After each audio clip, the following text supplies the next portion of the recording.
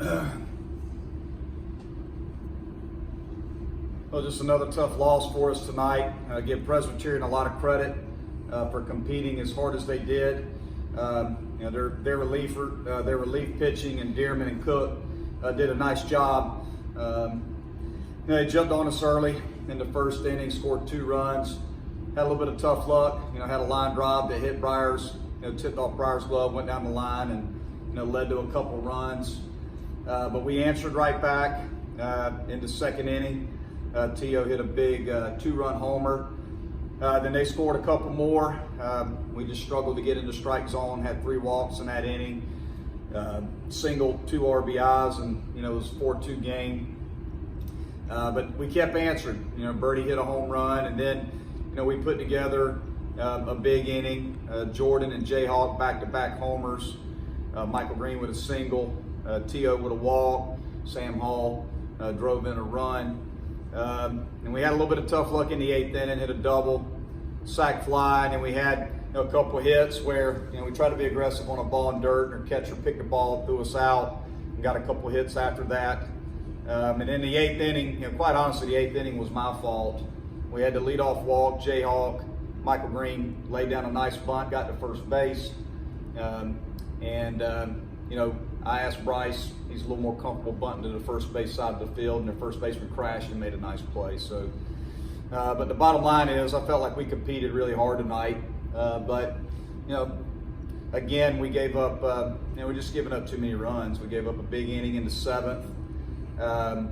Had 3 innings where we gave up multiple runs. Felt like we continued to swing the bats well. I thought we played a really nice game defensively tonight. I thought Bird made an outstanding play on a ball up against the wall. Michael Green made a nice play in the outfield. Jayhawk made a nice play. Our defense has been pretty solid for us.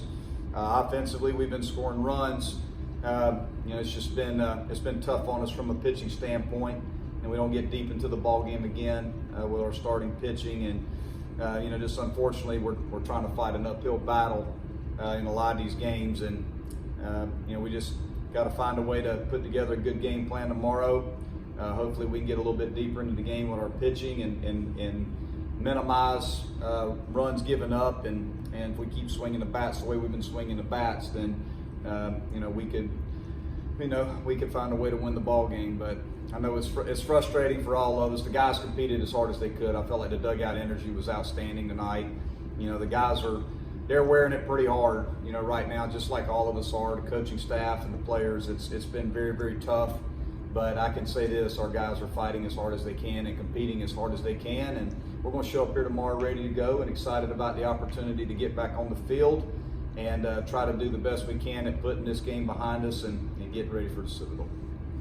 Coach, last season you had such an incredible record in these 1-run games. It's been kind of the opposite this year. Yeah. Other than the pitching, is there anything you put your finger on? Is it the youth, or is it just one of those things? I don't know. I wish I had that answer. You look at just over the first 3 years, just our record in 1-run games, and we were pretty dang good. And this year we just haven't been able to find a way to win those close games. I think early on we were doing a pretty solid job of it, but I think the hardest part is in a lot of these 1-run losses it's 8-7s, it's 7-6s, it's 9-8s. We're just giving up a lot of runs. I think that's the toughest part about it. Is just offense doesn't show up every night. You can't score 7-8 runs a night. It's just too hard to do. So again, not to point the finger at anything. I think overall we've got to be better situationally, offensively late in the ball game. We've had some opportunities in some of these 1-run games to be able to move runners up or get a runner in, and we haven't been able to do that. And we've got to be able to shut the door, from the 6th inning on, and we've been giving up too many runs. We've had some tough luck too. They made a really nice play to end the inning when Bird hit a ball hard up the middle, and the middle infielder made an outstanding play. But we've had a lot of tough luck, but we got to do a better job of executing. We've got to be able to throw up more zeros on the pitching and defensive end, and when we get in those opportunities to move a runner up or get a runner in, we got to be able to get those runs in. Because you look back at this game, and even tonight, we probably left a run or 2 on the board that we had an opportunity to score. And good teams, find a way to get those runs in, and I feel like we're just coming up a little bit short, and in those couple of areas, and hopefully we can get better starting tomorrow. Weatherly and Jones serving the last game of their suspension tomorrow. Does that seem a little excessive, 4-game suspension for hitting a couple batters? Well, I know I've already been asked about this. The bottom line is I understand the NCAA rules in place. The rules are in place to protect the student athletes. I've got 2 guys that are serving 4-game suspensions. Weatherly's was for misconduct. He probably said something he shouldn't have said in the heat of the moment, but he was thrown out because a warning had already been issued. Due to a couple, guys being hit. And I've already, we weren't hitting anybody on purpose. I mean, that's the bottom line.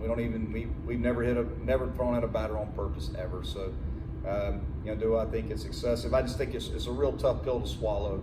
And when you got one of your better relievers out right now, and he's just trying to make a pitch and the ball got away from him, he wasn't trying to hit anybody, and he's got to serve a 4-game suspension. It's just a tough pill to swallow. Coach, big game for Justin Hawkins. Had his 2nd home run in 4 games. He's really come on late. He did the same thing at the end of last season. Other than other guys just playing really well, was there any particular reason that he played so sparingly earlier in the season? Most of the time when a guy's not playing for you early, it's simply because he didn't put himself in a position to play or pitch. Justin had a tough fall. He had a tough preseason. We have given him some opportunities here lately, and he's been playing really well, and he's a great kid, and he's certainly capable. I wish I would have given him opportunities earlier in the year, but for the most part, guys play and guys pitch that have earned the opportunity through how they play in the fall and in the preseason, and he had a tough fall. I think he would tell you that, but he's a tough kid. He's a great kid. He's a good player, and I'm glad that he's playing well for us right now, and he's getting an opportunity to play every day. Anything else?